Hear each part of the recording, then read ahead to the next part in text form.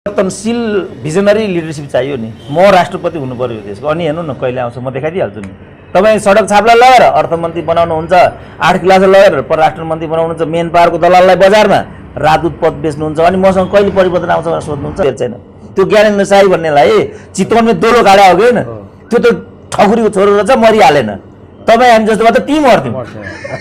हजुर एकदमै त्यो त बिल्लीलाई पनि थाहा छ नि यो कुरा त। तर खोइ त जनताले के गर्छ, चितवनका जनताले के गर्यो त, कुटे खाएर पठाए त्यहाँबाट। मैले भनेको एउटै कुरा के भने, म जो 3 लेयर्सको जुन 3 लेयर्स जुन यो फेडरल सिस्टम छ, म यसलाई 2 लेयर्स गराइदिन्छु र क्याबिनेटको सङ्ख्या घटाएर म 15 सदस्यमा ल्याउँछु। 300 सदस्यीय जुन हाउस त त्यसलाई पनि घटाएर म सभा 100मा ल्याइदिन्छु। खर्च अलिकति त घट्यो। एउटै मन्त्रालयमा 2टा सचिव राख्छन् यिनीहरू, काङ्ग्रेस पार्टीको एउटा, नेकपाको एउटा। एउटा ज्वाइँलाई राजदूत बनाउनु पर्यो भने एउटा दूतावास खोल्छन्, म त्यसलाई घटाएर 15मा ल्याइदिन्छु। त्यो त गर्छु, म ग्यारेन्टी गरिदिन्छु। मलाई लाग्छ यसैबाट पनि 1-8 अरबको खर्च त सेफ भइहाल्छ। भ्रष्टाचार बन्द, त्यो कहाँबाट सुरु गर्छु भने म आफैबाट सुरु गर्छु। म क्याबिनेटमा एमपीहरूको लागि एउटा बस राखिदिन्छु, मन्त्रीले विलासिताको गाडी किन्न नपाइने, त्यो म गरिदिन्छु। मलाई लाग्छ म जस्तो जिउँदो छोरो हो कतिजना छन् त यो देशमा, ती छोराहरू एक ठाउँमा आयो भने त यो देश चेन्ज गर्नु कति बेर लाग्छ।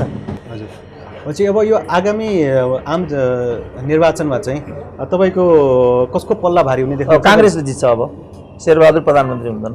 यहाँ त साइकल पाउँछन् कि पाउँदैन भन्ने कुरा, जस्तो मैले यत्रो युनिभर्सिटीको प्रोफेसर छु, म एउटा साइकल किन्न सक्छु त म? हजुर मलाई जे युनिभर्सिटीले दिएको हुन्छ त्यो युनिभर्सिटी मेरो रोजीरोटी नै हुँदैन। यहाँ त बाउको थियो र पो यताउता गरेर मैले यसो निर्वाह गरेर जीवन चलाइराखेको छु। ल भनौँ न, मेरो युनिभर्सिटीको नेपालमा युनिभर्सिटीको प्रोफेसरको तलब 50,000 हो। ल मलाई भाग लगाइदिनु त, 50,000ले के पुग्छ, लगाइदिनु त भाग एकचोटि। नमस्कार, यहाँलाई म आस्था न्युजमा हार्दिक स्वागत गर्न चाहन्छु। विश्वासिलो खबरको संवाहक आस्था न्युज। यस च्यानलमा यहाँहरू अहिलेका समसामयिक विषयहरूको बारेमा यहाँले जानकारी प्राप्त गर्न सक्नुहुन्छ र नेपाल जात्राको देश, हाम्रो एउटा पहिचान पनि रहेको छ कि हामी प्रत्येक समय प्रायः कुनै न कुनै जात्रा भइ नै रहन्छ र यसमा पनि 2वटा जात्रा असाध्यै चर्चित छ। एउटा काहीँ नभएको जात्रा जसलाई हामी हाँडीगाउँको जात्रा भन्छौँ र अर्को गाई जात्रा।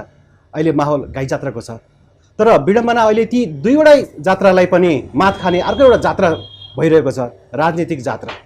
यो हरेक मान्छेलाई यो जात्राले तानिरहेको छ।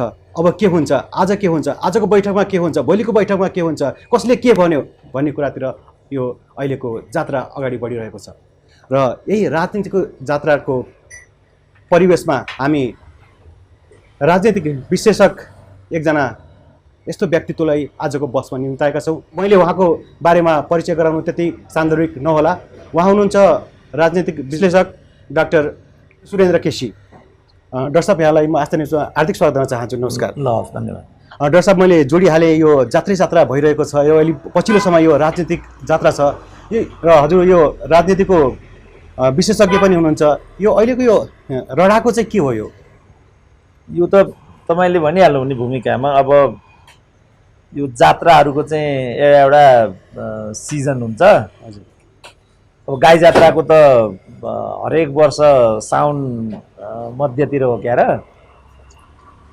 अनि हाँडीगाउँको पनि त जात्राको तिथिमिति त होला। अब रह्यो राजनीति भन्नेको चाहिँ के छ भने, जुन बेला मन्त्री प्रधानमन्त्री हेरफेरको कुरा आउँछ, हजुर, त्यो बेला यो राजनीतिको जात्रा चाहिँ देख्न पाइन्छ। अब अहिले 2 वर्षसम्म, अहिलेको संविधानले 2 वर्षसम्म को अन्तरालमा मात्रै जात्रा देखाउन पाउने संवैधानिक व्यवस्था छ। हजुर, 2 वर्षसम्म जात्रा थिएन। 2 वर्ष क्रस गर्ने बित्तिकै जात्राको माहौल छ, त्यो जात्रा जारी छ। अब यसको क्लाइमेक्स चाहिँ आउन बाँकी छ, तर जात्राको सिजन हो, जात्रा जारी। डाक्टर साहब, यो हामी छोटो समयमा धेरै परिवर्तन देख्यौँ। हामीले पञ्चायती व्यवस्था पनि देख्यौँ, हामीले सक्रिय राजतन्त्रको व्यवस्था पनि देख्यौँ, संवैधानिक राजतन्त्रको व्यवस्था पनि देख्यौँ, तपाईँको लोकतन्त्र पनि देख्यौँ, प्रजातन्त्र पनि देख्यौँ, गणतन्त्र पनि देख्यौँ होइन। यो चाहिँ एकदम छोटो समयको समय आमूल परिवर्तन भयो राजनीतिमा। तर मान्छेको जीवन चाहिँ परिवर्तन भएन डाक्टर साहब। के यो राजनीतिक परिवर्तनले चाहिँ एउटा सपना थियो मान्छेको, यो व्यवस्था भएन भने यस्तो हुन्छ, यो व्यवस्था भएन भने यस्तो हुन्छ भन्ने एउटा आमूल परिवर्तनको आशा थियो, तर जीवन त अहिले यस्तै भयो नि डाक्टर साहब। के यो खालि यो गाई जात्रै हो त यो जात्रा? राजनीति पनि? अनि यसमा चाहिँ के भयो भने राजनीति भनेको के हो त्योमा हाम्रो बुझाइ गलत भयो। हजुर। राजनीति भनेको मान्छेको जीवन प्रणाली बदल्ने प्रक्रिया त्यो। हजुर। तर यहाँ चाहिँ राजनीति भन्नाले रामेको ठाउँमा श्यामे आउने भन्ने हो। अब रामेको ठाउँमा श्यामे आउँदैमा राजनीतिको उद्देश्य पुरा हुँदैन। त्यस कारणले राजनीतिलाई बुझ्ने नै जुन जोडकोड हो नेपालमा त्यो गलत छ। राजनीति यिनीहरूले भने जस्तो होइन।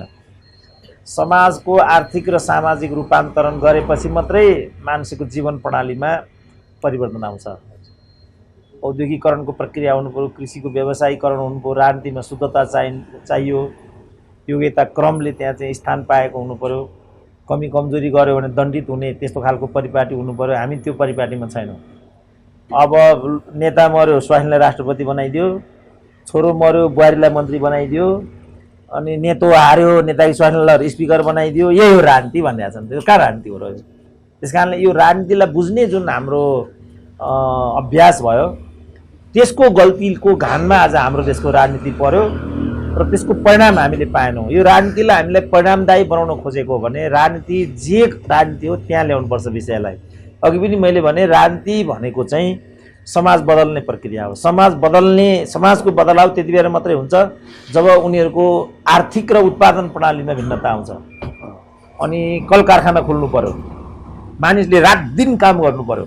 जस्तो जापानमा, इन्डोनेसियामा, साउथ कोरियामा कोही पनि मान्छे लखर लखर लखर हिँडेको देख्यो भने पुलिसले आएर सोध्छ अरे वाइ यु आर हियर भनेर, कुनै टेररिस्ट हो कि कुनै आवारा हो कि भन्ने हिसाबले हेर्छ अरे। त्यहाँ यहाँ जति काम नगर्यो, जति ठुलो भुँडी बनायो, जति हल्लियो, जति ठुल्ठुलो हल्ला गर्यो, त्यति नै ठुलो मान्छे हो, यो त खानदान रहेछ, यो त राणा खानदान हो कि शाह खानदान हो, अब अहिले चाहिँ नेकपा हो कि काङ्ग्रेस हो भन्ने जस्तो हुन्छ।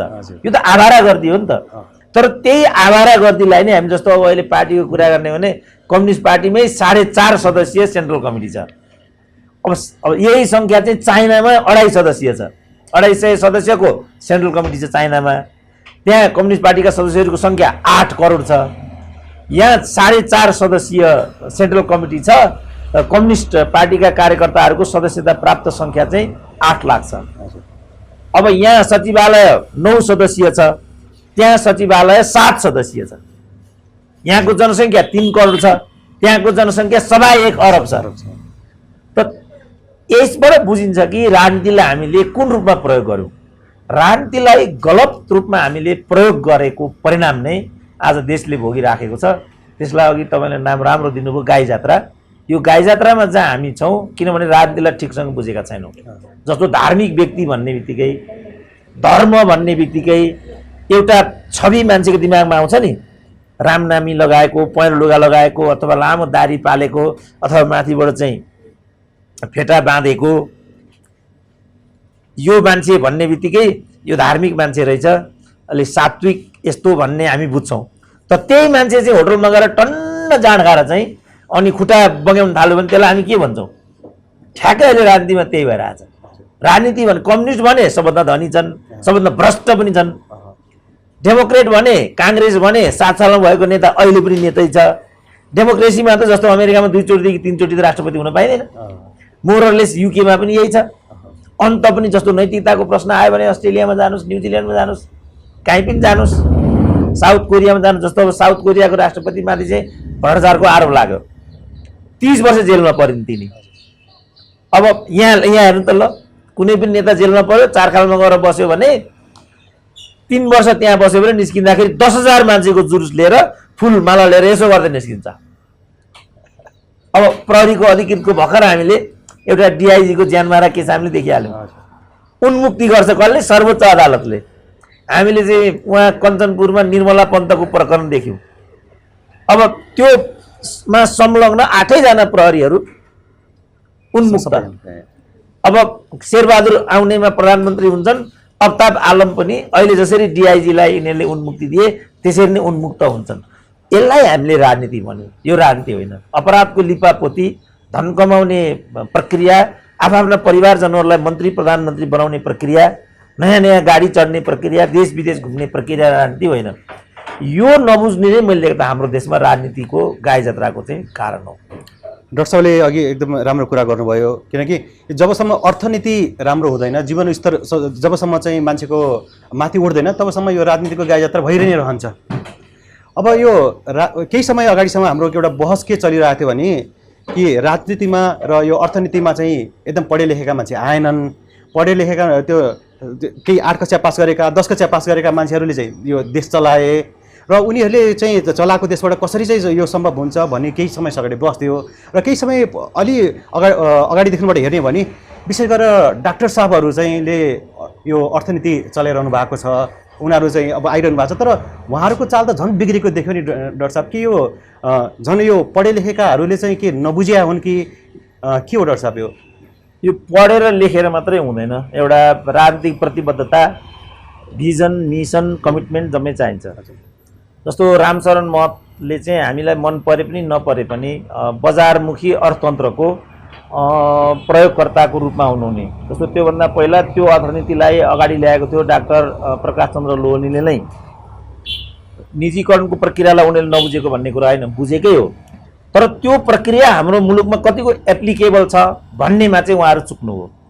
हाम्रो जस्तो मुलुकमा ठ्याक्कै जुन बजारमुखी अर्थतन्त्र हो, जो साउथ कोरियामा होला, अमेरिकामा होला, युकेमा होला, अन्यत्र होला, हाम्रो जस्तो मुलुकमा जहाँको उत्पादन प्रणाली ब्याकवार्ड छ, जहाँ पुँजीको निर्माण भइरहेको छैन, औद्योगिकरणको प्रक्रिया पनि एकदम पछौटे अवस्थामा छ, यहाँ चाहिँ अमेरिका र युकेको जस्तो अर्थनीति कतिको कामयाब हुन सक्छ, त्यो कुरामा चाहिँ उहाँहरू चुक्नुभयो। र उहाँहरूले चाहिँ त्यहाँको जुन आर्थिक स्वार्थ हो, त्यहाँको आर्थिक स्वार्थलाई नै यहाँको अर्थनीति बनाइदिनु भयो। त्यहाँ उहाँहरू चुक्नुभयो। यसमा के चाहिन्थ्यो भने या त त्यो चिजलाई उहाँहरूले बुझ्नु पर्थ्यो, होइन भने राजनीतिक प्रतिबद्धता भएको अर्थविद यहाँको अर्थमन्त्रीको रूपमा अगाडि आउनु पर्थ्यो। जस्तो अहिलेको युवराजको कुरा पनि त्यही हो। उहाँ एउटा राष्ट्र ब्याङ्कको क्लर्कको रूपमा डेभलप हुनुभयो, गभर्नरसम्म हुनुभयो त्यहाँ, अनि बजारमुखी अर्थतन्त्रकै एउटा मोहराको रूपमा उहाँ हो।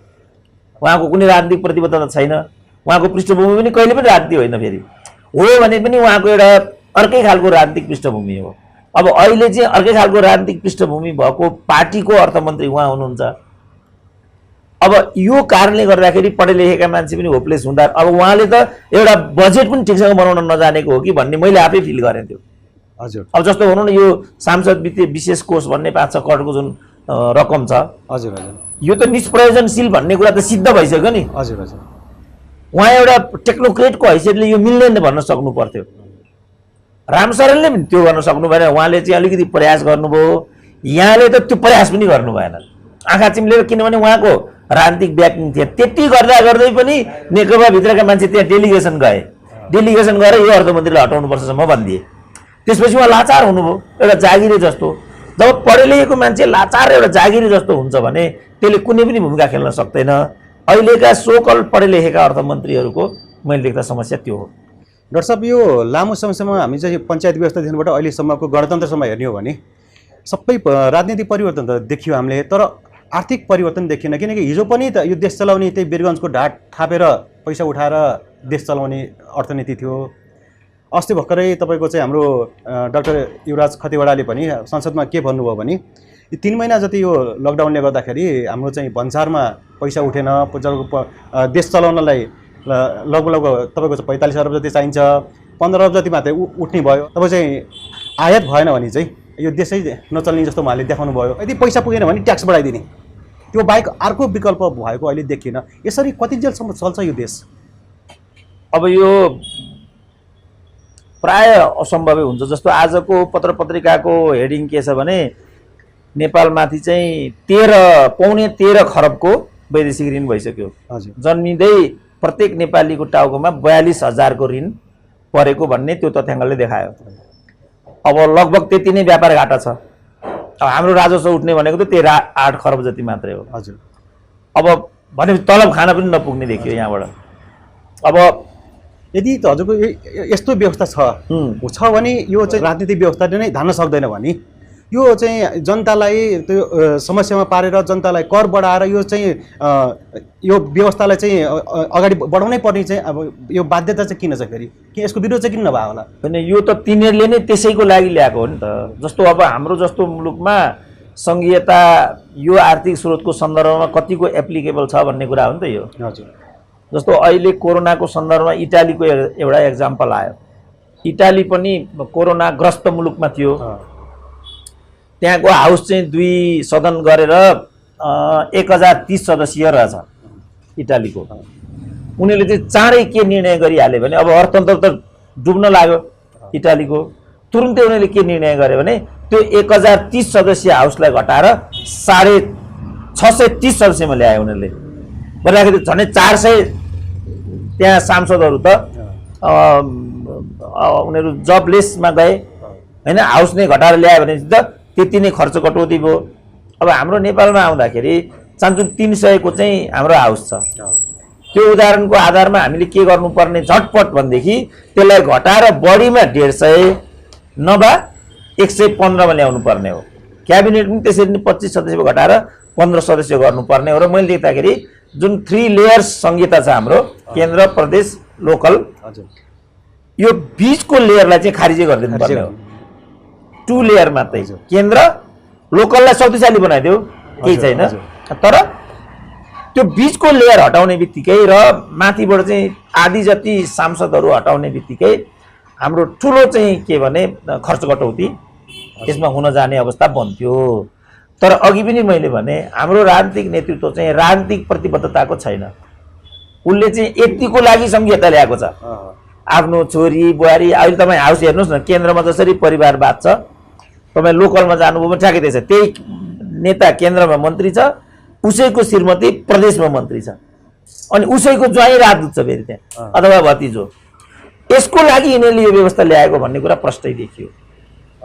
जबसम्म हामी यो कुरालाई चाहिँ तोडफोड गर्दैनौँ, किनभने कसैलाई मन्त्री बनाउन कसैलाई प्रधानमन्त्री बनाउन अनि हामीले प्रणाली बदल्नु पर्ने कुरा त्यसको औचित्य के हुन्छ? हजुर। अब सरसरी हेर्दाखेरि आज अलिकति मैले आर्थिक कुरा पनि किन जोडेँ भने राजनीतिक परिवर्तनले चाहिँ मात्रै देश परिवर्तन नहुँदो रहेछ, आर्थिक परिवर्तन पनि गर्नुपर्ने रहेछ। राजनीतिका कुरा मात्रै गरेर यो व्यवस्था ठिक छ छैन भन्दा पनि आर्थिकका कुरा पनि केलाउन पनि जरुरी हामीले देखेको हुँदाखेरि डाक्टर साहब त्यसको अलि विशेषज्ञ पनि भएको हुनाले राजनीति र आर्थिकलाई जोडेर र हामीले सरसरी हेर्दाखेरि चाहिँ के देख्छौँ भने अर्थमन्त्रीको काम भनेको के छ भने 16 खरबको लगभग बजेट छ। त्यसमा लगभग 8-10 खर्ब चाहिँ हाम्रो चाहिँ भन्सारबाट उठ्छ तपाईँको चाहिँ। अनि तपाईँ चाहिँ लगभग 2-3 खर्ब रुपियाँ चाहिँ हाम्रो चाहिँ आन्तरिकबाट उठ्छ।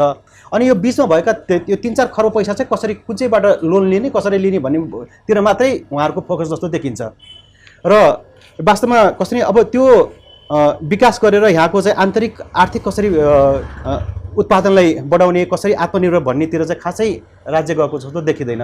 उदाहरणको लागि हामी के लिन सक्छौँ भने भर्खरै सरकारले तपाईँको यो बिजुली गाडीमा कर बढायो। जुन चाहिँ बिजुली नेपालबाट नै उत्पादन हुन्छ उसको र अर्कोतिर हेर्यो भने यहाँ उत्पादन हुने तपाईँको चाहिँ फलफुलहरू तरकारीहरूले बजार पाउँदैन र त्यसको चाहिँ भन्सार छुट गरेको छ होइन। अब यहाँ उत्पादन हुनेलाई चाहिँ भन्सार छुट गर्ने र उताबाट सस्तोमा ल्याएर यहाँको किसानहरू मार्ने, यहीँ भएको तपाईँको चाहिँ यहीँकै यो र मेटेरियल युज गर्ने तपाईँको चाहिँ यो इलेक्ट्रिकहरू चाहिँ युज गर्ने गाडीहरूलाई चाहिँ भन्सार बढाएर यो चाहिँ फेरि आत्मनिर्भर होइन कि परनिर्भरतालाई यो बढाउने खालको जुन अर्थनीति भइरहेको छ, जुन चाहिँ एक हिसाबले हेर्दाखेरि चाहिँ यो अहिलेको नेकपा तत्कालीन एमालेको तपाईँको चाहिँ मेनिफेस्टोकै विरुद्धमा छ। यस्तो हुँदाखेरि पनि सबैजना चुप्लाएर बस्ने, एउटा चाहिँ राजनीतिक परिवर्तनको लागि चाहिँ सबैजना आवाज उठाउने, आर्थिक परिवर्तनको लागि चाहिँ आवाज किन नउठाउने? यो के समाजको कतातिर गइरहेको छ सर? यो त समाज राजनीतिकृत छ।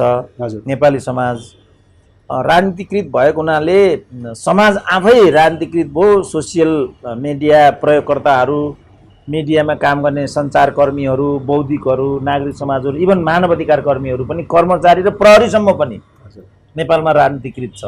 कोही पनि प्रोफेसनल छैन। त्यसकारण तपाईँले भन्नुभएको आवाज चाहिँ नआएको त्यो हो। अब अहिले तपाईँ मिडिया जानुहोस्, तपाईँ कुनै पत्र पत्रिकामा जानुहोस्, कुनै टिभी रेडियोमा जानुहोस्, प्रायोजित भन्दा त्यहाँ विचारै गर्दैन। र जो यिनीहरूका जुन योजनाविदहरू भन्नुहोस्, त्यो चाहिँ हाम्रो नेपालको ग्राउन्ड रियालिटी बुझ्ने भन्ने कुरा योजनाविदै हुँदैन।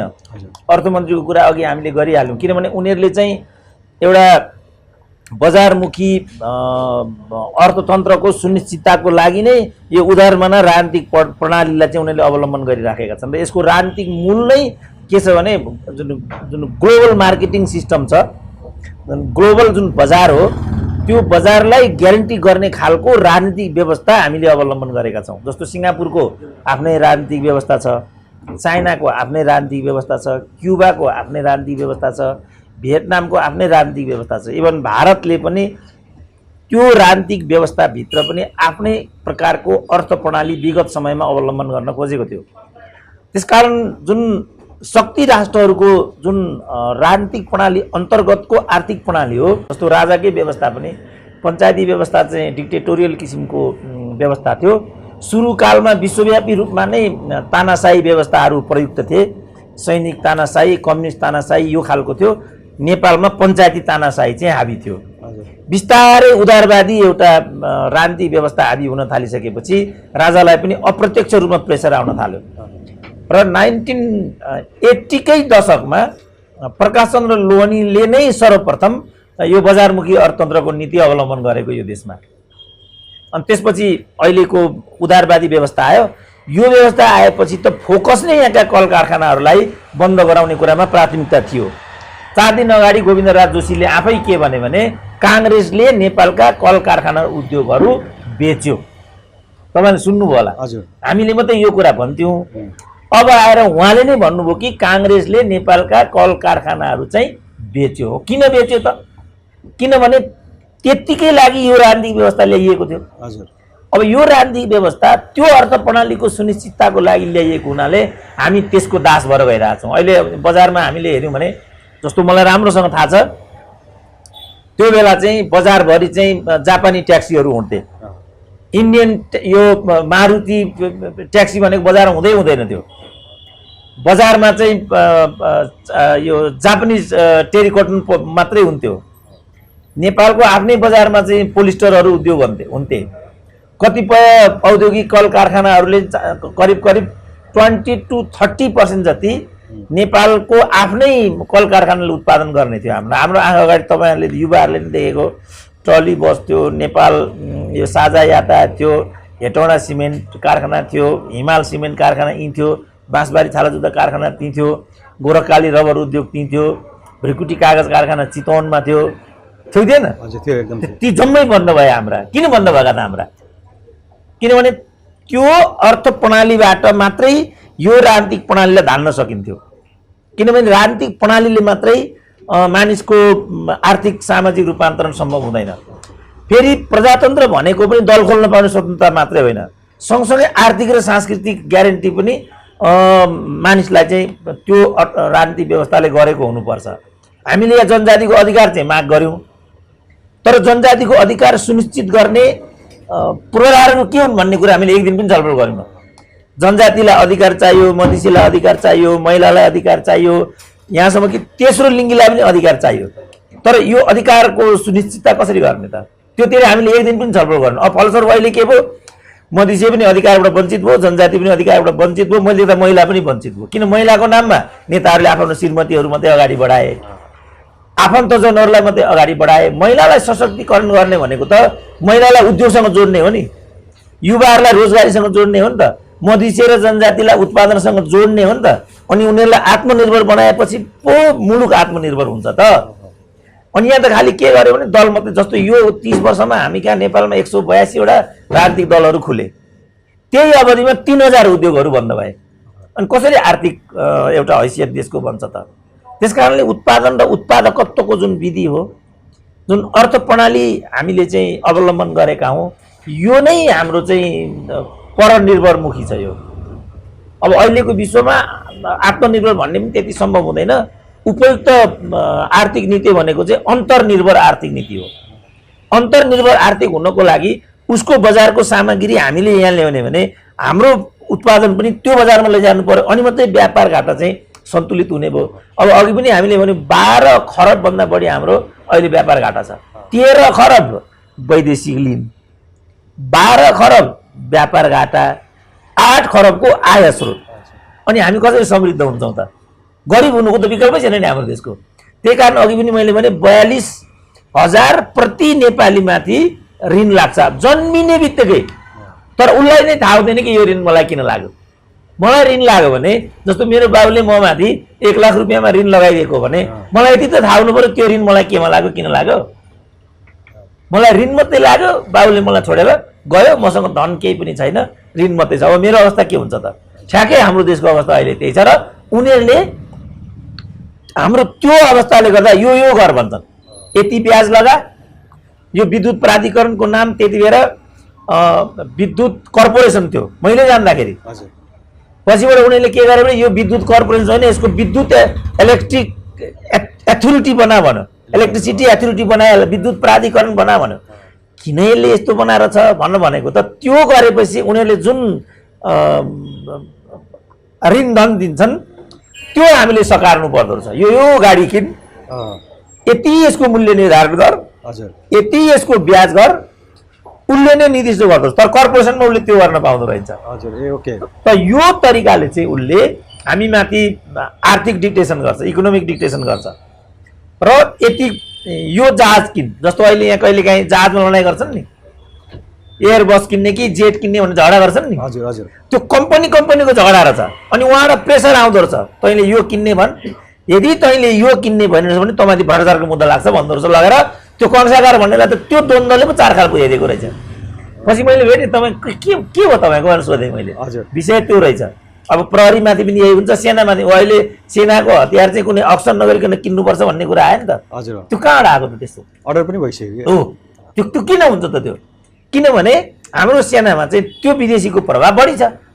त त्यो गराउनको लागि हाम्रो नेतृत्व चाहिँ बाध्य छ।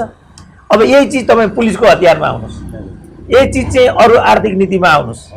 गाडी कुन गाडी ल्याउने, अब जस्तो तपाईँ अघि भन्नु इलेक्ट्रिक भेहिकल, इलेक्ट्रिक भेहिकलको चाहिँ यिनीले रोके नि त भर्खरै। त के कारण रोकेको त त्यो भनेपछि यहाँ मारुति कार बेच्नु पर्ने छ।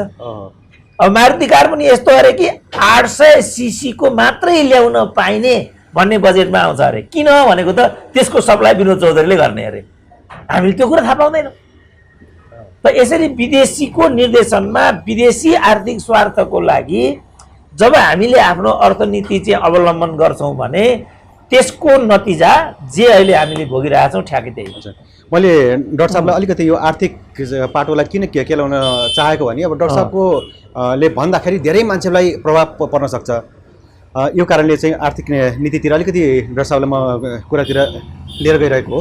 डाक्टर साहबले भन्नुभयो हाम्रो चाहिँ 16 खर्बमा 8 खर्ब त इन्कम छ भन्नुभयो जम्मा। डाक्टर साहबलाई लाग्छ 8 खर्ब हाम्रो रियल इन्कम हो त? किनभने मैले यहाँ के जोडिरहेको छु भने 8 खर्ब कसरी उठिरहेछ देशमा भन्दाखेरि भन्सालले उठिरहेछ। त्यो पनि कसरी उठिरहेछ भने तपाईँ 300% ट्याक्स तिरेर तपाईँको चाहिँ 280% ट्याक्स तिरेर तपाईँको चाहिँ 8 खर्ब उठिरहेछ। अनि देशको आर्थिक स्थिति भनेको त राम्रो भनेको यहाँको मान्छेले कमाएर आफ्नो इन्कम ट्याक्स तिर्यो भने पो देशको स्थिति राम्रो हो। त्यो चाहे त्यो 2 खर्ब होस्, चाहे 4 खर्ब हो, त्यो 5 खर्ब होस्, त्यो चाहिँ रियल इन्कम हो। तर अहिले चाहिँ के जबरजस्ती त्यो ट्याक्स बढाउने 280%, 300% ट्याक्स बढाउने, त्यो पनि यस्तो गरिब राष्ट्रमा। अनि चाहिँ हामीले हाम्रो यति राजस्व उठ्यो, यति राजस्व उठ्यो भन्ने, अनि चाहिँ त्यसलाई चाहिँ इन्कममा जेनेरेट गर्ने र जनतालाई जहिले पनि ब्याङ्कको ऋणमा डुबाउने र ब्याङ्कहरू पनि त्यही कारणले तपाईँ चाहिँ ब्याज बढाउने। अनि यो किसिमको जुन चलखेल छ यो देशमा कहिलेसम्म रहन्छ र अनि मान्छेहरू चाहिँ 300% ट्याक्स हुँदा पनि हामीले देशलाई चुप लाएर बस्ने, यो चाहिँ के भएको यो जनता भन्न खोजेको मैले डाक्टर साहब? अनि यस्तो हुन्छ त, जनताकै कुरा गर्ने भने त जनताको 3टा तह हुन्छ। हजुर, पहिलो जनता चाहिँ रैती हुन्छ, हजुर, दोस्रो चाहिँ जनता हुन्छ, भनेपछि हामी अझै रैती नै छौँ भन्नु खोज्छ, तेस्रो चाहिँ नागरिक हुन्छ। 3टा हुन्छ हाम्रो। हजुर, पहिलो रैती हुन्छ, दोस्रो जनता हुन्छ, तेस्रो नागरिक हुन्छ। हामी 62-63 को जनआन्दोलन उतासम्म रैती थियौँ। हजुर, राजतन्त्रात्मक नेपालमा हाम्रो हैसियत रैती हो। हजुर, त्यसपछि हामीले चाहिँ यो लोकतन्त्र र गणतन्त्र भन्ने ल्यायौँ। यो लोकतन्त्र र गणतन्त्र आएपछि हामी जनतामा प्रमोटेड भयौँ, तर हामीहरू नागरिक भएका छैनौँ।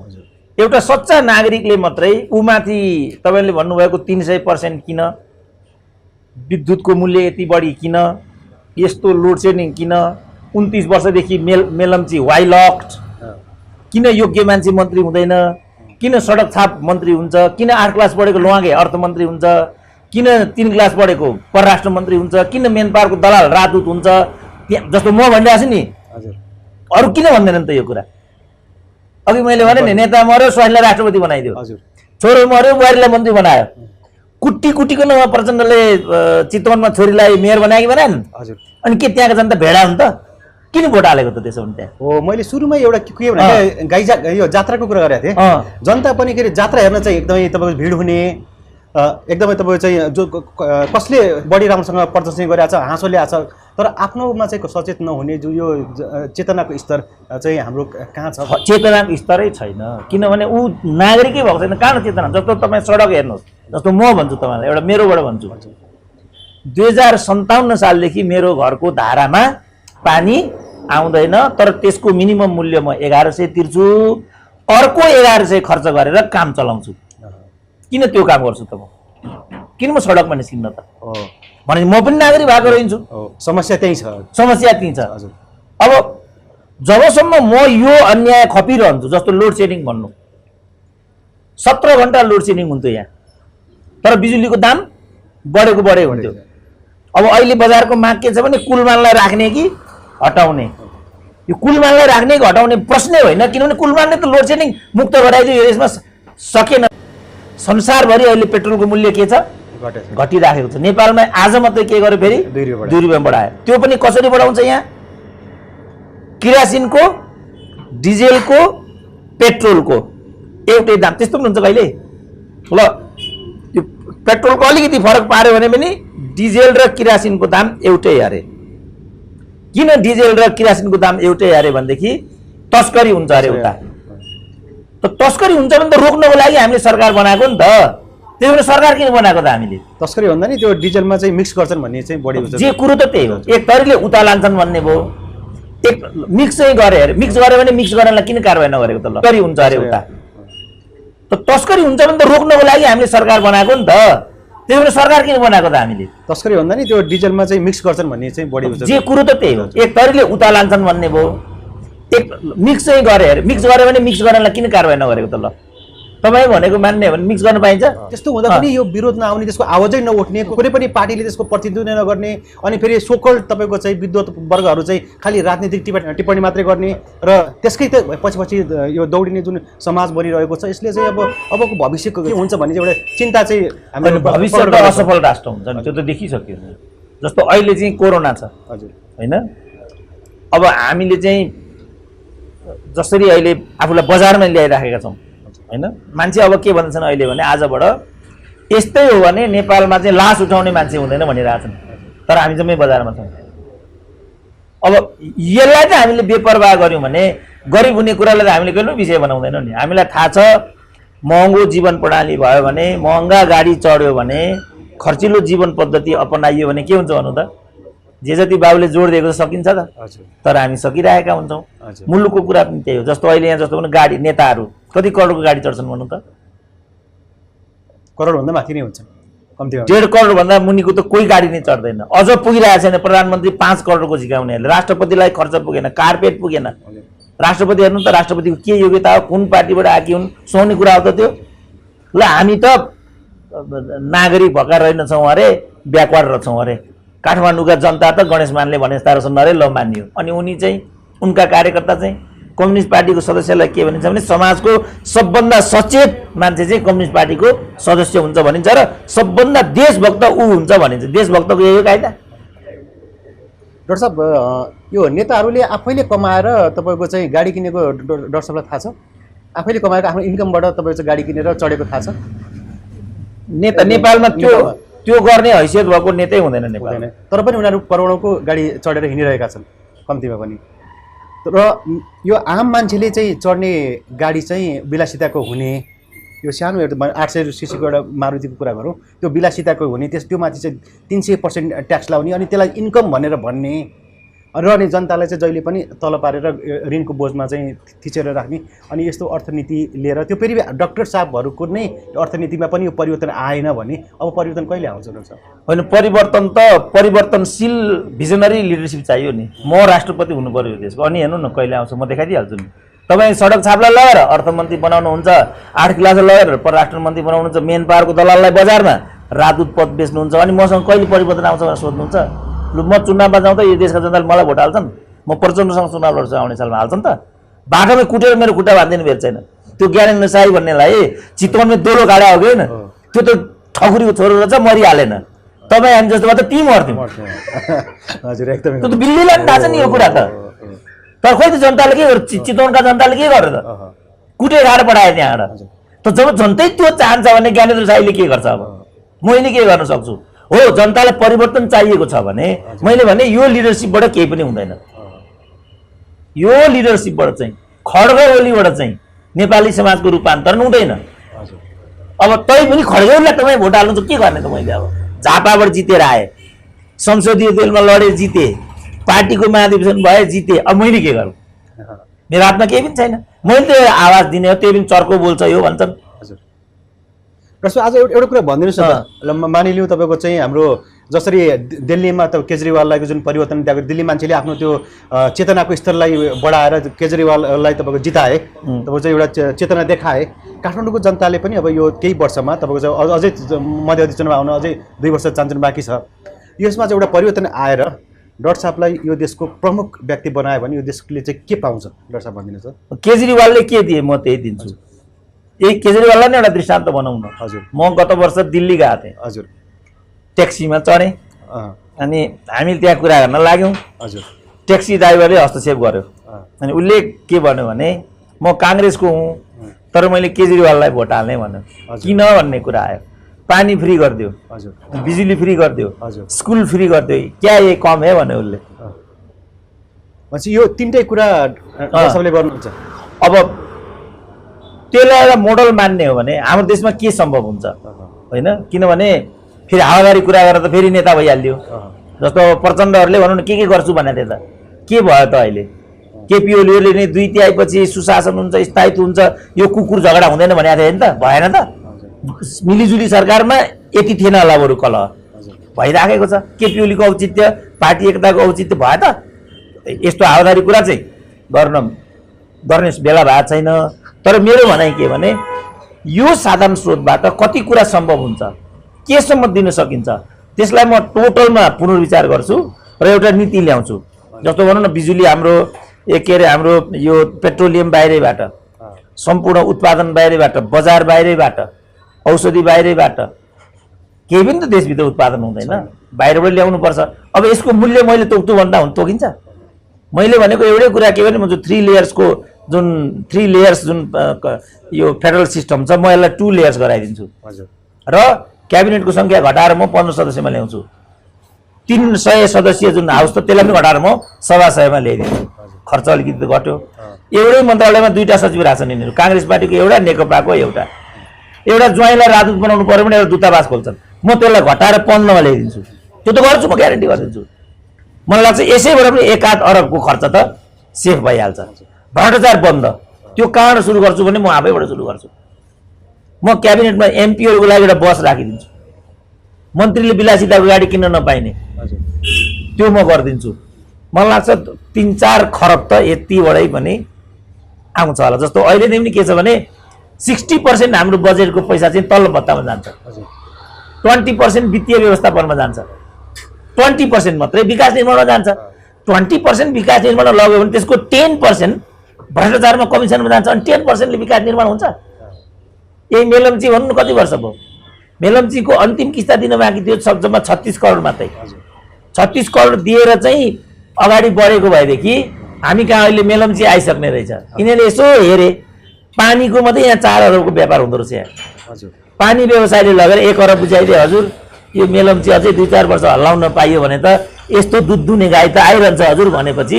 कुटेर त्यो सीएमसी कम्पनी भनेर यहाँ बकाइदिए नयाँ ठेक्का गरे 2 अरब 52 करोडमा नयाँ ठेक्का गरी थाहा तपाईँले त्यो ठेक्का कसले पायो थाहा छ हजुर उसको घरबेटीले पायो भने अब तपाईँ यो मसँग कुरा सोध्नुहुन्छ यसको जवाब मसँग छँदै छैन म पो बाबुको छोरो भएको हुनाले यति पनि भन्ने कुनै अर्को ल्याङ्ग्रो यहाँ बस्यो भने त त्यो पनि भन्दैन जनताले 100 वर्षपछि यो कुरा थाहा पाउँछन् अब म जस्तो जिउँदो छोरो हो कतिजना छन् त यो देशमा ती छोराहरू एक ठाउँमा आयो भने त यो देश चेन्ज गर्नु कति बेर लाग्छ हजुर अनि यो किसानहरू छन् उनीहरूको जीवन त माथि ल्याउनु छ अधिकांश मान्छेहरू तपाईँ चाहिँ 2 लाख 4 लाख 5 लाख 7 लाख 10 लाख रुपियाँ उनीहरूले पनि तपाईँको एउटा भनौँ न तपाईँको चाहिँ केही गरेर तपाईँको लागि जिताए जनताले तपाईँ सत्तामा आउनु भने उनीहरूले पनि एउटा गाडी चढेर हिँड्ने पाउँछन् त? होइन, गाडी चढ्ने कुरा होइन नि, यहाँ त साइकल पाउँछन् कि पाउँदैन भन्ने कुरा। जस्तो मैले यत्रो युनिभर्सिटीको प्रोफेसर छु, म एउटा साइकल किन्न सक्छु त म? हजुर, मलाई जे युनिभर्सिटीले दिएको हुन्छ त्यो युनिभर्सिटी मेरो रोजीरोटी नै हुँदैन यहाँ त। बाउको थियो र पो यताउता गरेर मैले यसो निर्वाह गरेर जीवन चलाइराखेको छु। ल भनौँ न, मेरो युनिभर्सिटीको नेपालमा युनिभर्सिटीको प्रोफेसरको तलब 50,000 हो। ल मलाई भाग लगाइदिनु त, 50,000ले के पुग्छ लगाइदिनु त भाग एकचोटि। तपाईँको मात्रै होइन, यहाँ त आम मान्छेको तपाईँको चाहिँ हेर्ने हो भने तपाईँको लगभग 90% 95% को तपाईँको तलब हेर्ने हो भने त कसैले एउटा गाडीको र एउटा घरको कल्पना गर्नु यो जीवनभरि कमाएर गर्न सक्दैन बस है। त्यति हुँदा पनि यो अहिले त फेरि तपाईँ हेर्नुहुन्छ जाम त्यस्तै छ, घर तपाईँको ठरे छ होइन। अब भनेपछि तपाईँको चाहिँ यो जुन चाहिँ मेन इकोनोमीलाई सोर्समा आएको छैन हाम्रो, किन आउट अफ इकोनोमी छ। किनकि मान्छेले तपाईँको चाहिँ एउटा राम्रो मान्छेले 5 लाख 10 लाख कमाएर केही पनि गर्न सक्दैन रहेछ, ऊ चाहिँ फ्रस्ट्रेसन छ। भनेपछि तपाईँले त्यसलाई चाहिँ कसरी व्यवस्थापन गर्नु? होइन, त्यो त सिम्पल छ नि। एउटा के छ भने मान्छेको आवश्यकता अनुसार र मान्छेको क्षमताबाट भन्ने सिद्धान्त छ क्या। मान्छेलाई के कुरा चाहिएको छ, मान्छेका चाहना र आकाङ्क्षाहरू त चाहिँ असीमित छन् मान्छेका चाहना आकाङ्क्षाहरू। तर उसलाई ती असीमित चाहना र आकाङ्क्षाहरू कहाँ आए त भन्दा ऊ चाहिँ समाजप्रति जवाबदेही हुनु परेन। समाजप्रति जवाबदेही नहुनु परिसकेपछि उसमा ती आकाङ्क्षाहरू असीमित भएर गए। प्लस उसका आवश्यकताहरू के हुन् त? शिक्षा, स्वास्थ्य, रोजगारी। शिक्षा, स्वास्थ्य, रोजगारी, यो तीनटा कुराको ग्यारेन्टी हुने बित्तिकै तपाईँलाई चौथो कुरा चाहिँदैन। त यहाँ यी तीनटै कुरा छैन। यहाँ शिक्षा पनि सर्वसुलभ छैन, वैज्ञानिक छैन, रोजगारमुखी छैन। त्यो शिक्षा एउटा मान्छेले 3टामा पिएचडी गरेको हुन्छ तर चाहिँ 1800 को तलब खाएर त्यहाँ हल्लिरहेको हुन्छ। अब किनभने उसले गुणस्तरयुक्त शिक्षा नै पाएको छैन। तपाईँले यहाँ भन्नुभयो जस्तो मेडिकल एजुकेसनकै कुरा गर्नुभयो भने तपाईँको एउटा डाक्टर उत्पादन हुनको लागि 80 लाख रुपियाँ खर्च चाहिँदो रहेछ। भनेपछि 80 लाख कसले उपलब्ध गराउन सक्छ ल भन्नु त? भनेपछि म जतिको परिवारमा कसैको छोरो कहिले पनि डाक्टर नहुने रहेछ। भनेपछि यो डाक्टर भनेको कसको बपौती भयो त? तिनै भ्रष्ट, अपराधी र कुकर्म गरेर सम्पत्ति जोड्नेहरू मात्रै यो स्तरको शिक्षा लिन पाउँदा रहेछन् भन्ने कुरा त क्लियर देखियो नि त। त शिक्षा सर्वसुलभ किन नहुने? गरिबको छोरो छ, ट्यालेन्ट छ, किन उसले डाक्टर हुन नपाउने त? इन्जिनियर हुन नपाउने त? यस्तै किसिम लोकसेवाको अस्ति यहाँ कुरा आयो नि त, भ्रष्टाचारको अखडा अहिले लोकसेवा रहेछ। बाबुको कपी छोरीले काटिरहेको रहेछ। योभन्दा पहिला स्वास्नीको कपी लोग्नेले काट्यो भन्ने कुरा त एक्सपोज भएकै थियो। अब त्यो बाबुको छोरीको बाबु भएठाउँमा आइपुग्यो। लोकसेवाको अध्यक्षले खुल्लमखुल्ला के थियो, प्रादेशिक लोकसेवा आयोग बनाउने, प्रादेशिक लोकसेवामा एउटा कोटा लोकसेवाको केन्द्रीय अध्यक्षको भागमा पर्दो रहेछ, त्यहाँ मैले मेरो बुहारी पठाइदिएँ भन्थ्यो खुल्लमखुल्ला। किनभने उहाँ नेताले आफ्नो स्वास्नीलाई राष्ट्रपति बनाइदियो, छोरो मर्यो बुहारीलाई मन्त्री बनाइदियो, त्यसपछि व्यथितिले चाहिँ गाँज्यो यो देशमा। अब यो तपाईँलाई उस दृष्टान्त मात्रै मान्नुहोस्, वार्ड समितिमा यही भइराखेको छ। अब कुनै तहमा तपाईँ आज मात्रै नगरपालिकाको खर्चको हिसाब किताब आयो, 50औं करोड रुपियाँ त उनीहरूको इन्धनमा गइराखेको छ, 1.5-2 करोडको खाजामा गइराखेको छ। हाम्रो कर 1 रुपियाँ घटेको छैन। अब तपाईँ किन चाहिँ जनता आउँदैनन् भन्नुहुन्छ? तपाईँ हामी त यहीँका नागरिक हो, खुरु तिरिरहेको छौँ हामी, किन यो त भनिरहेको छैनौँ हामीले। जबसम्म हामी यसरी निरुत्तर भएर बस्छौँ, निशब्द भएर बस्छौँ, आफ्नो हक अधिकारको कुरा उठाउँदैनौँ, तबसम्म त शासकहरूले हामीलाई यही गर्छन् नि त। मैले जुन आवाज दिइरहेको छु त्यो जागरणको लागि दिएको यो आवाज हो। यही आवाजलाई मान्छेले अन्डरमाइन गर्न राजदूत हुन नपाएको कुण्ठा भनिदिए। जबसम्म मान्छेले यो चिज बुझ्दैनन् तबसम्म कसरी चाहिँ समाजले प्रतिफल पाउँछ ल भन्नु त? डाक्टर साहब, यो राजनीतिक विशेषज्ञ पनि भएको हुनाले, विश्लेषक पनि भएको हुनाले अलिकति राजनीतिक पनि अब अहिलेको व्यवस्थाबारे कुरा, अहिले यो नेकपाको यो द्वन्द्व कहिले अन्त्य हुन्छ जस्तो देख्नु भएको छ? र यो द्वन्द्व के पदको लागि हो कि यो इगो हो कि यो ईर्ष्या हो कि के हो डाक्टर साहब? यो पद मात्रै हो, अरू केही होइन। किनभने 2.5 वर्षको प्रधानमन्त्रीत्वको भागभण्डा थियो नेकपा एकता हुँदाखेरि। के कारणले हो पनि प्रचण्डले त्यो कुरालाई छोडिदिए। त्यो कुरालाई छोडिदिइसकेपछि अनि उहाँले के अत्तो थापे भने त्यसकारण केपी ओलीमा अहङ्कार पलायो, यिनको म यो सिंह अहङ्कारको सिंह भाँचिदिन्छु। भन्ने प्रचण्डको नयाँ पोजिसनबाटै द्वन्द्व आइराखेको छ। यसमा मैले पदभन्दा अरू कुराको झगडा देखाएको छैन। यो नितान्त प्रचण्डको आफै स्वविवेक के हो कि अरू त्यसको ब्याक जसरी हाम्रो भन्ने छिमेकी राष्ट्र भारतले खुलेआम भन्यो कि हामी चाहिँ अब लाग्छौँ त्यो परिवर्तन गर्न लाग्छौँ भनेर उसले चाहिँ आम सञ्चार माध्यममै भनिदिएको छ। त्यही समयमा प्रचण्डले राजीनामा माग्नु यो राजनीतिक अभिष्ट मात्रै थियो कि त्यो त्यसको पछाडि अरू कारण पनि हुनसक्छ? यो चोटि चाहिँ आउटर फ्याक्टर छ, सधैँ चाहिँ इन्टर फ्याक्टरबाट मात्रै यी कुराहरू हुन्थे। यो चोटि आउटर फ्याक्टर छ, साउथ पनि छ नर्थ पनि छ। यो एकतामा नर्थ छ भन्ने छ, अनेकतामा साउथ आएको भन्ने छ। यो राजनीतिक रूपमा चाहिँ तपाईँले के देख्नुहुन्छ? प्रचण्ड बढी इमान्दार देख्नुहुन्छ कि केपी ओली बढी इमान्दार देख्नुहुन्छ? दुइटै बेमान छन्। भने कहिलेकाहीँ हुन्छ नि तपाईँको चाहिँ बेमानभित्रमा पनि राम्रो खोज्न पऱ्यो भने प्राविधिक रूपमा ओली ठिक छन्, राजनीतिक रूपमा प्रचण्ड ठिक छन्, त्यसरी भन्ने हो भने त अहिले डाक्टर साहबले भनिहाल्नुभयो कि र अहिलेको अन्तर्वातावरणमा हामी देख्छौँ भने पछिल्लो तपाईँको अन्तर्वातावरण पनि अब केपी शर्मा ओलीप्रति चाहिँ तपाईँको चाहिँ अलिकति झुकाव बढेको देखिन्छ। डाक्टर साहबलाई कुनै पद प्राप्ति हुन लाग्यो हो कि योभन्दा अगाडि चाहिँ राजदूत चाहिँ डाक्टर साहबको नाम चल्दै लीलामणि पौडेल मैले नामै लिएँ, उहाँलाई राजदूत पद दियो। अब के अर्को केही हुन लाग्यो हो कि के हो डाक्टर साहब? यसको पछाडि कारण चाहिँ के हो? नेपालमा पद त्यसरी पाइँदैन। तपाईँलाई पद पाउने विधि थाहा नभएर यस्तो प्रश्न गर्नुभयो। नेपालमा 3टा भन्दा 4टा पद पाउने विधि छैन। एउटा नाता, अर्को पैसा, तेस्रो व्यभिचार, चौथो कारण नेपालमा कसैले कुनै पद पाउँदैन। जदौ त होला नि डाक्टर साहब? जदौले पाएको छैन। खोइ त जदौ यत्रो भनिरहेछन् पाएछन् त? जदौ भन्दै हाम्रो गोकुल बास्कोटालाई जागिर छोड्नु पर्यो? पाइन्छ जदौ भन्दैमा? ग्यारेन्टी जदौले पाउँछ भन्ने लाग्दैन मलाई। कोकै बुझाउनु पर्छ अनि मात्रै पाइन्छ। डाक्टर साहब अब यो अहिलेको राजनीतिको अन्त्य चाहिँ कसरी होला तपाईँको? अहिले के देख्नु छ? यो चाहिँ विवादको अन्त्य चाहिँ कसरी के होला? यो काहीँ न काहीँ प्याचअप हुन्छ। यो काहीँ न काहीँ प्याचअप हुन्छ। यो जुन नेकपा भित्रको द्वन्द्व छ, यो स्वार्थको झगडा भएको हुनाले पद बाँडफाँड, एकजना मन्त्री हटाउने, एकजना मन्त्री ल्याउने, योबाट प्याचअप हुन्छ। तर अलिक चुनौतीपूर्ण कहाँ भएको छ भने आउटर फ्याक्टरले चाहिँ तिमीहरूले केपीओलीलाई हटाउनुपर्छ भन्ने पोजिसन बनाइदिएको छ। त्यो भएको हुनाले सजिलो छैन, तर निर्लज्जता देखिन्छ त्यो हो भने। त्यसकारण मलाई के लाग्छ भने काहीँ न काहीँ यो प्याचअप हुन्छ र कुरा टुङ्गिन्छ। पछि प्रचण्ड फेरि प्रधानमन्त्री हुने छाँडकाँड देख्नुहुन्न?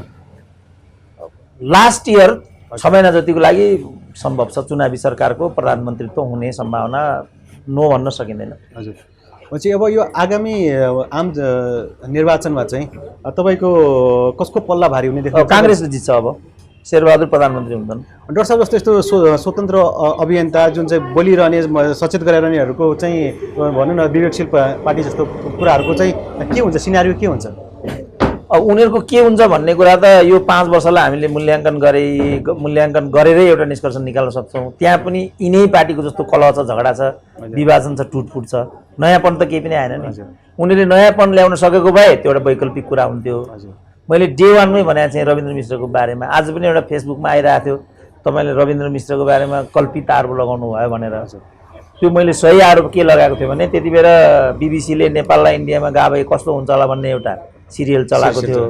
त्यो बेला रविन्द्र मिश्र त्यसमा काम गर्नुहुन्थ्यो। मैले यो भनेको थिएँ। यहाँका जुठेहरूले चाहिँ के बुझे भने रविन्द्र मिश्रले नै त्यो चलाएको भनेर बुझे। रविन्द्र मिश्रले त्यो चलाउने हैसियत राख्छन्? बीबीसीमा रविन्द्र मिश्रले नीतिगत हैसियत राख्छन् र कुनै नेपालीले ग्लोबल अर्गनाइजेसनमा पोलिसीगत हैसियत राख्छ? त्यो त क्लर्क भएर काम गर्ने हो नेपालीले। त बीबीसीमा एउटा क्लर्कको रूपमा चाहिँ, एउटा रिपोर्टरको रूपमा, एउटा समाचार वाचकको रूपमा चाहिँ रविन्द्र मिश्र थिए। जे चाहिँ म्यानेजमेन्टले दिन्थ्यो उनी पढेर सुनाउँथे, यति हो उनको। तर बीबीसीले नेपाललाई इन्डियामा गाभे के हुन्छ होला भन्ने हैसियत कहाँ राख्यो? त्यति बेला उहाँहरू चुप लाएर बस्नुभयो, म चुप लागिनँ। मैले भनेको यति मात्रै हो। तर उहाँहरूले त्यसलाई पनि मिसइन्टरप्रिटेसन गर्नुभयो। त्यहाँबाट मैले के गरेँ भने उहाँहरूसँग त्यो ल्याकत रहेनछ। मैले के भनेको भन्ने त बुझ्दा रहेनछन् तिनीहरू। भने यो समाजमा के समस्या छ भन्ने कसरी बुझ्छन्? त्यसकारण जबसम्म यो समाजको समस्या के हो, यो समाजलाई अगाडि बढाउने विधि के हुनसक्छ, के तरिकाबाट यसलाई चाहिँ गति दिन सकिन्छ भन्ने फोरफारक गर्न सकिँदैन, तबसम्म नेपालमा विकल्प राजनीति बन्दैन।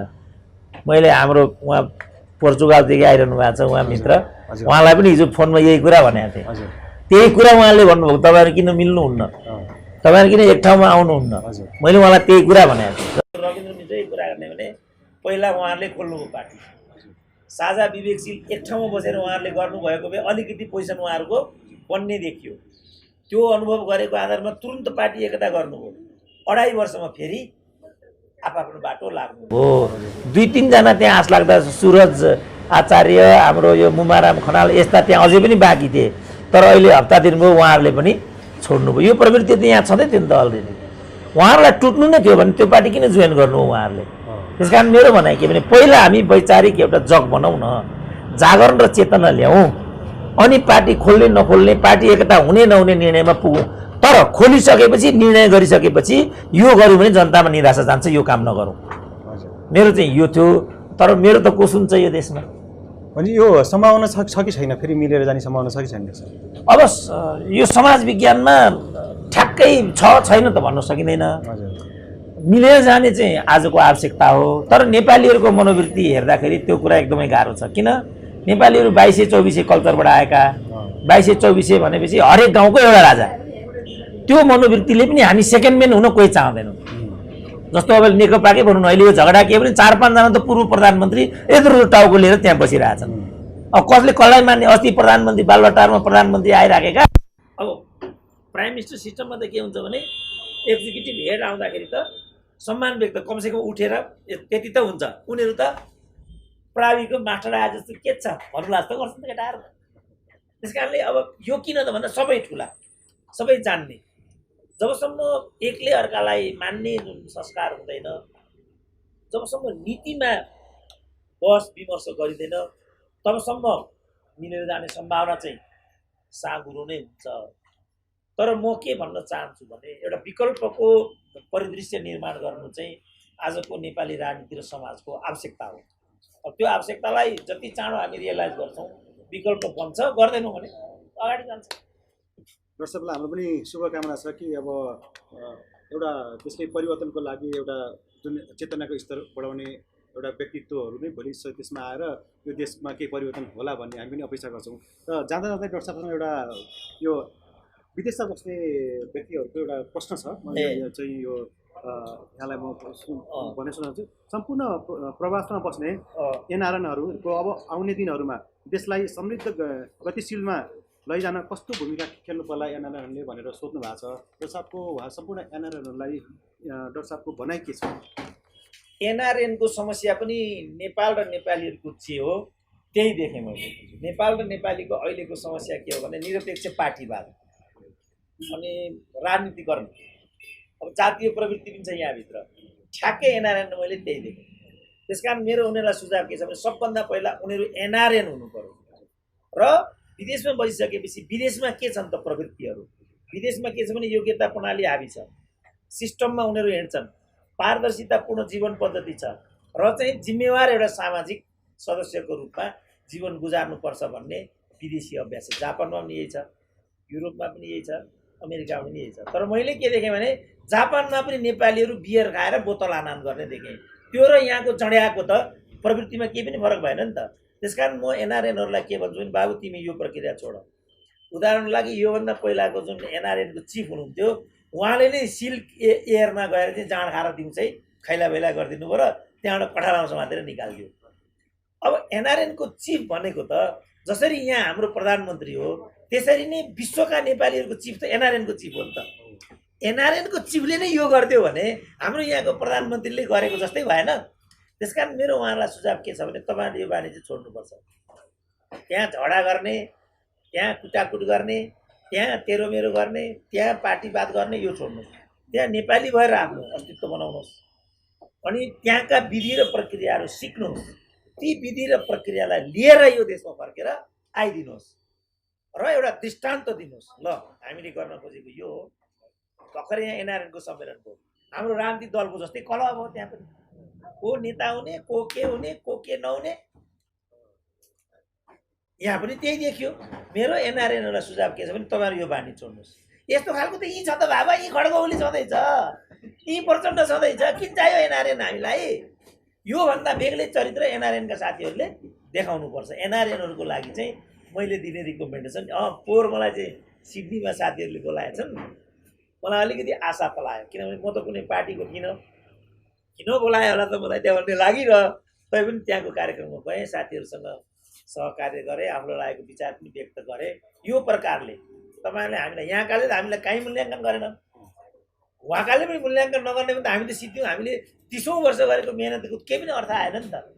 त्यसकारण उहाँहरूले यो विधिबाट होइन, राइट मेन राइट प्लेसको विधिबाट, रिवार्ड एन्ड पनिसमेन्टको विधिबाट, अनि जे प्रविधि प्रणाली त्यो देशमा छ। हेर्नु त जापानलाई आजभन्दा 50 वर्ष अगाडि धुलो पिठो बनाएको छ अमेरिकाले। अब अहिले जापान भइसक्यो फेरि। त त्यो त जापानमा बस्ने नेपालीलाई भन्दा बढी कसलाई थाहा छ त? उनीहरूले नै रक्सीको बोतल खाएर चाहिँ जापानको टोकियोमा कुटाकुट गरिदिने हो भने जापान बसेको के हो? त्यसको लागि यहाँ आयो भने त्यसको लागि त ऊर्जा भूमि हाम्रो देश हो। यहाँ लोकल चाड पनि उत्पादन हुन्छ, चट्टी कराए पनि केही हुँदैन, जहाँ सिगरेट खाए पनि केही हुँदैन, चाड खाएर बाटोमा पिसा फेर्दै हिँडे पनि फरक पर्दैन यहाँ त। तर चाहिँ एनआरएनको चिफले सिल्क एयरमै चाहिँ कोरिडोरमा पिसा फेर्दियो भने त नेपालीको त हुर्मत भयो नि त। त्यस कारण एनआरएनका साथीहरूलाई मैले भन्नु त्यो छ, तपाईँहरूले अनुशासित हुनु पऱ्यो, तपाईँहरूले चाहिँ अलिकति समय निकालेर देशको लागि सोचिदिनु पऱ्यो। त्यहाँ आर्जन गरेको सानो अर्थ चाहिँ यहाँ आएर चाहिँ लगानी गरिदिनु पऱ्यो। मैले उहाँहरूलाई भन्नुपर्ने कुरा चाहिँ यही हो। जग्गामा मात्रै लगानी गर्नु भएन, त्यति मात्रै भएन, यहाँका भ्रष्ट नेताहरूलाई भ्रष्टाचार गर्न सिकाउने र साधन स्रोत दिने योसम्म देखा पर्यो यहाँ। त्यसको लागि त किन एनआरएन हुनु पर्यो? यी बसे भएको त आदिवासी भएर, यी नेपालमा बस्ने म आदिवासी हुँ भन्ने केही पनि नगर्ने भइहाल्यो नि त। किन जानु पर्यो जापान? त्यस कारण मेरो चाहिँ उहाँहरूलाई भन्नुपर्ने कुरा त्यही हो। हुन्छ डाक्टर साहब, यो महत्त्वपूर्ण समय आस्था न्युजलाई दिनुभयो। यहाँलाई यो समय र विचारको लागि धेरै धेरै धन्यवाद। ल हस्, धन्यवाद।